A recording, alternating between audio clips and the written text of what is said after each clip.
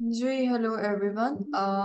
अब हम जो है चैप्टर 7 पढ़ने जा रहे हैं। और चैप्टर 7 क्या है? It's about nationalism. और इसका सब टॉपिक है global problems need global answers. So here the author is saying that given that the whole of humankind now constitutes a single civilization with all people sharing common challenges and opportunities, why do Britons, Americans, Russians, and numerous other groups turn towards nationalistic isolation? यानी आप अक्सर देखते हैं कि ये एक debate जो है ग्लोबलिज्म वर्सेस नेशनलिज्म की जो है वो ऑन एंड ऑफ राइज होती है। और इस पर अक्सर जो है ऐसे भी आया होता है इस डोमेन पे।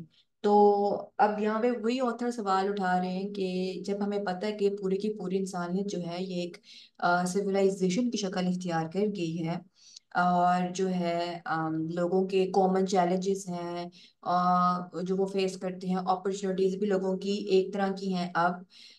लेकिन फिर भी क्यों जो है अमेरिकन, रशियंस, ब्रिटन्स और जितने अदर ग्रुप्स हैं वो नेशनलिस्टिक आइसोलेशन की बात करते हैं, यानी वो नेशनलिज्म की बात करते हैं, वो ग्लोबलाइजेशन पे क्यों नहीं रहते?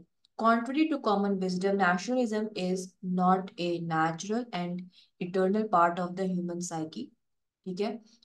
And it is not rooted in human biology.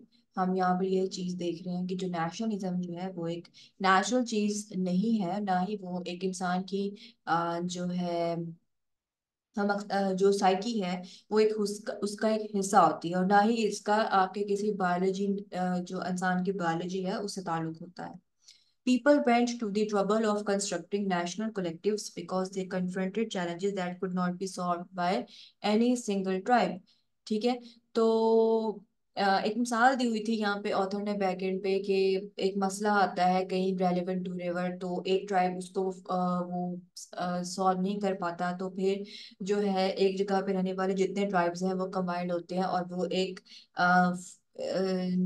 Nation के तौर पे एक नेशनलिस्टिक उनकी अप्रोच होती है, उसको यूज करते हुए वो जो है वो एक मसले का हल निकालते हैं।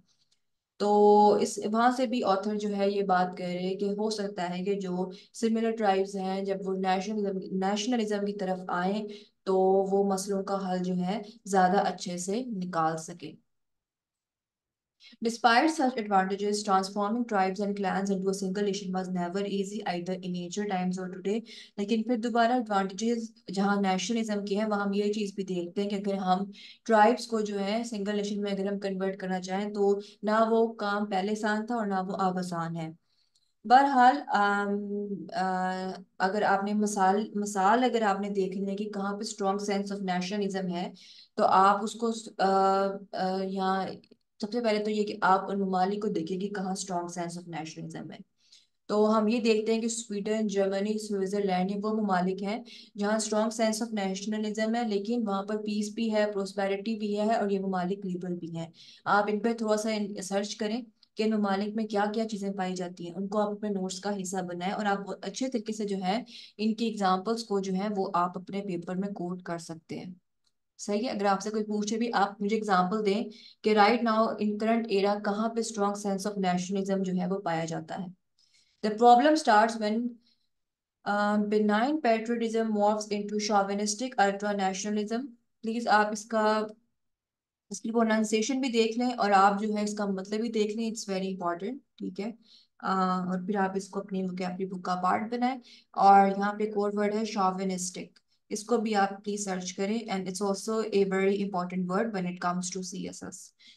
तो यहाँ पर बात ये हो रही है कि प्रॉब्लम ये है कि हम नेशनलिज्म को एक तो रिलेट करते हैं पैट्रियटिज्म से, और जब ये पैट्रियटिज्म जो है जब ये कन्वर्ट होता है इनटू शॉविनिस्टिक अल्टरनेशनलिज्म, जैसे हम हिटलर के केस में देखते हैं कि वो जो है वो अपनी आपको सुपीरियर समझता था और बाकी सबको जो है वो इन्फीरियर समझता था। अपनी नेशन को वो जो है उसका एक था कि मैं अपनी नेशन को वो सुपीरियर समझता था और बाकी सब नेशंस को वो इन्फीरियर समझता था। तो वो जब इंटरनेशनलिज्म पे बात आ गई तो फिर क्या हुआ वो भी आपको पता है। तो कहने का मतलब है कि हर चीज जो है वो एक हद में अच्छी लगती है यूं जब वो चीज किसी अल्ट्रा सेंस में चली जाए तो वो हर चीज जो है वो खराब होती है। तो अब आपको पता है कि फिर everything change in 1945। We all know what happened. जब हम हिरोशिमा का इंसिडेंट पढ़ते हैं, आप प्लीज उसको सर्च कीजिए वो क्या था।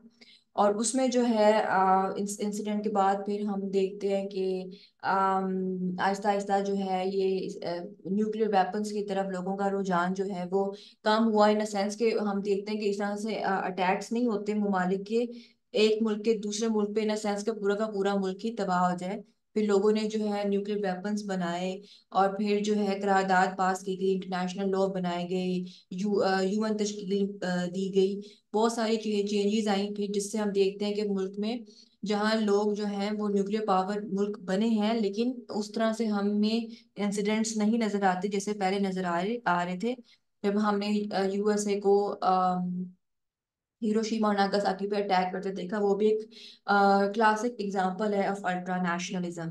यानी यूएसए ने उस टाइम ये देखा कि सिर्फ हम ही हम है और कोई हमसे जो है सुपीरियर नहीं है, तो उन्होंने फिर जापान पर अटैक किया। We must either love each other or we must die. यानी नेशनलिज्म का फिर यही एक मंतक निकलता है कि जी या तो फिर हम सब एक दूसरे से मोहब्बत करें या फिर हम सब जो है मर जाए। Consequently, during the Cold War, nationalism took a backseat to a more global approach to international politics, and when the Cold War ended, globalization seemed to be the irresistible wave of the future. We all know well कि उसके बाद फिर क्या होता है, cold war होती है between USA and Russia mainly. और जो है हम उसमें ये चीज देखते हैं, बेसिकली इट वाज यूएसएसआर जो कि फिर डिसइंटीग्रेशन हुई उसकी, यूएसएसआर की। तो उसमें जो है फिर नेशनलिज्म ने जो है बैक सीट ले ली। और फिर जब हम देखते हैं कि कोल्ड वॉर एंड हुई और यूएसए जो है वो एक सुपर पावर बना, तो सिर्फ उस टाइम हमें जो ग्लोबलाइजेशन है वही एक इररिसिस्टिबल वेव जो है ऑफ द फ्यूचर हमें नजर आई, और फिर हमने जो है उस आइडियोलॉजी को अडॉप्ट किया। Will we make a world in which all humans can live together और will we all go into the dark. यहाँ पे फिर दोबारा ऑथर जो है सवाल उठा रहे हैं कि क्या हम जो है दुनिया को इस तरह से हम तशकील दे सकते हैं कि सब लोग जो हैं वो इकट्ठे मिलके पीसफुली रह सके, प्रॉस्पेरिटी से रह सके, या फिर हमारा फिर दोबारा इरादा है कि हम लोगों को जो है अंधेरों में लेके जाएं। बहरहाल अभी ये डिबेट चल रही है। सो नेक्स्ट जो है सब टॉपिक रेलेवेंट टू नेशनलिज्म जो है वो अगली वीडियो में डिस्कस होगा। Thank you so much.